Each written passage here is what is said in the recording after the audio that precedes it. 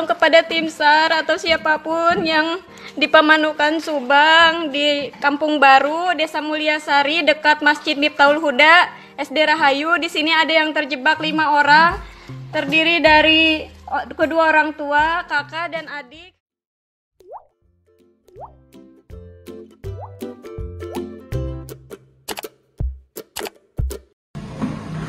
Assalamualaikum warahmatullahi wabarakatuh. Terima kasih, saya mau mengklarifikasi bahwa saya dan keluarga saya telah berada di kecamatan. Alhamdulillah kami tadi dievakuasi oleh tim SAR gabungan dan juga dari tim Damkar dan Tanaga. Kami ucapkan Kami ucapkan terima kasih banyak kepada semua pihak yang telah menyebarluaskan video saya sehingga saya cepat dievakuasi. Dan mohon untuk tim SAR juga, masih ada tetangga-tetangga saya yang belum dievakuasi, semoga dievakuasi juga ke kecamatan. Terima kasih banyak.